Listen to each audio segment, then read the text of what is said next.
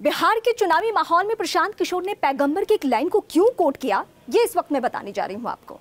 पैगंबर की लाइन है, जिस काम को अपने रहनुमाओं की समझ ना हो उसके ऊपर जालिम हुक्मरानों को मुसल्लत कर दिया जाता है।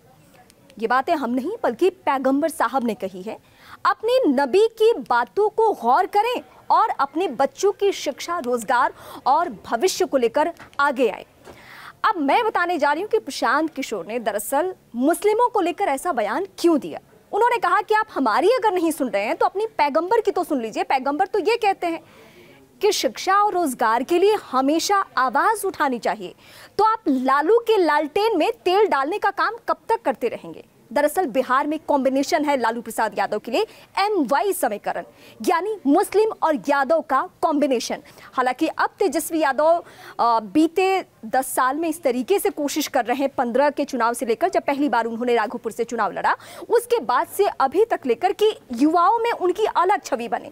वो जंगल राज के उस छवि से निकलना चाहते हैं और उन्होंने बार बार पब्लिक के सामने, बिहार की जनता के सामने ये दोहराया कि मैं तो रोजगार की बात करता हूँ, मैं तो शिक्षा की बात करता हूँ, मैं तो कल कारखाने बिहार के अलग अलग हिस्सों में लगे इस पे बात करता हूँ। अब इसी मुद्दे को लेकर प्रशांत किशोर आगे बढ़ रहे हैं कि ये अगर MY समीकरण जो है अगर ये टूट जाता है तो उनको फायदा पहुँच सकता है और इसलिए वो उन तमाम मुस्लिम लोगों को आगाह कर रहे हैं कि आप शिक्षा के लिए, रोजगार के लिए आगे बढ़िए।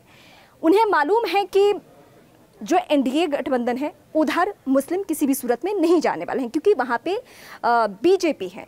आंकड़े ये भी कहते हैं बिहार के कि नीतीश कुमार को एक मुश्त वोट देते रहे हैं मुस्लिम्स, क्योंकि मुस्लिमों के लिए बहुत काम किया है नीतीश कुमार ने, पासमानदा मुस्लिमों के लिए खासकर। और बिहार के कुछ ऐसे ज़िले हैं जहां पासमानदा मुस्लिमों की संख्या बहुत ज़्यादा है, जिसमें भागलपुर वो इलाका जहां बुनकरों की संख्या ज़्यादा है।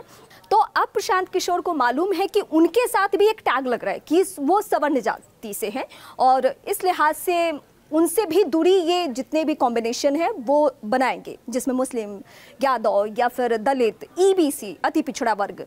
तो अब वो चाहते हैं कि सिर्फ और सिर्फ हम शिक्षा पे बात करें, रोजगार पे बात करें, और सिर्फ वो बात नहीं कर रहे हैं बल्कि उनके पास एक बाकायदा प्लान है। सरकारी स्कूलों में पढ़ाई तो बेहतर तरीके से होती नहीं है, लेकिन जो बजट है सरकारी स्कूलों का वो अमाउंट बहुत ज़्यादा बड़ा है। इसलिए वो निजी स्कूलों पे फोकस करेंगे कि हम वो पैसे निजी स्कूलों को देंगे और बच्चे हम चाहते हैं कि फ्री में निजी स्कूलों में यानी प्राइवेट स्कूलों में पढ़ें। ये उनके पास प्लान है।